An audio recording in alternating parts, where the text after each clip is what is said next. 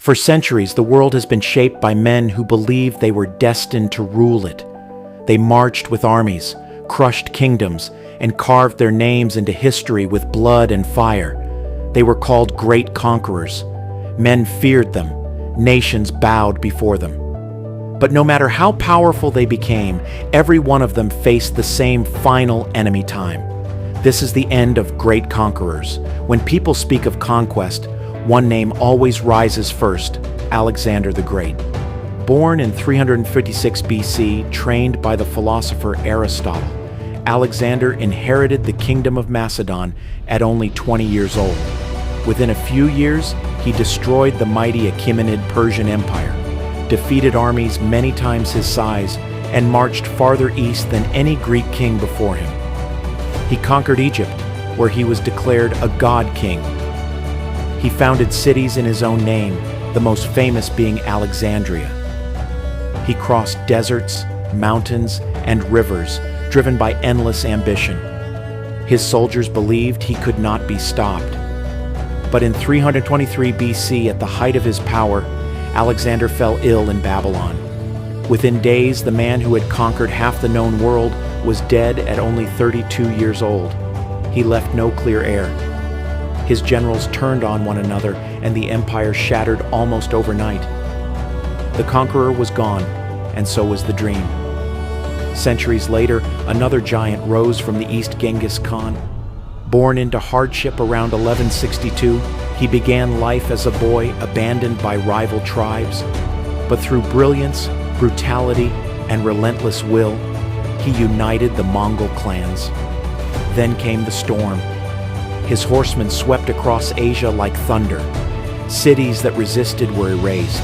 Kingdoms collapsed in fear. His armies moved faster than anyone thought possible, using discipline and terror as weapons.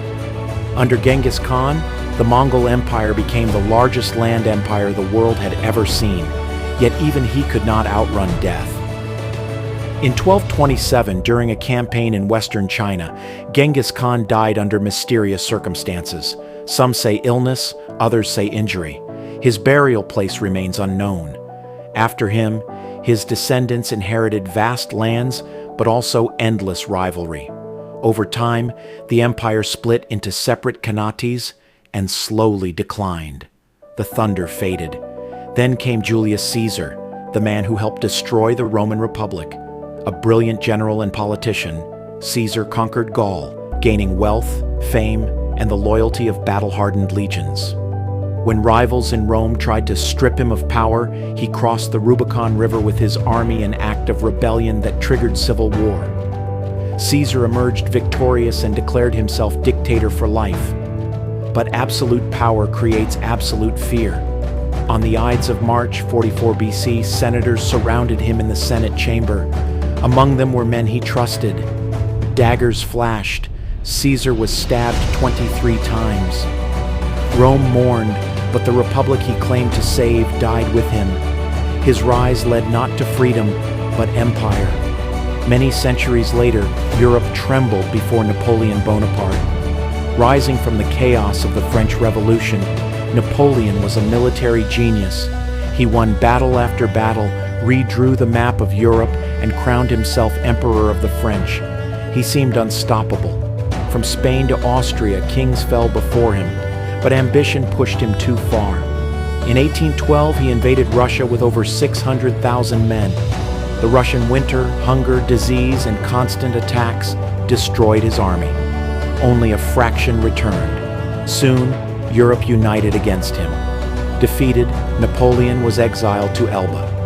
He escaped and returned for one final gamble, the 100 Days. But in 1815, at Battle of Waterloo, he was crushed for good. He died years later on the remote island of St. Helena, far from the capitals he once ruled. Then came the darkest conqueror of the modern age, Adolf Hitler. Rising from political chaos in Germany, he promised revival, but delivered catastrophe.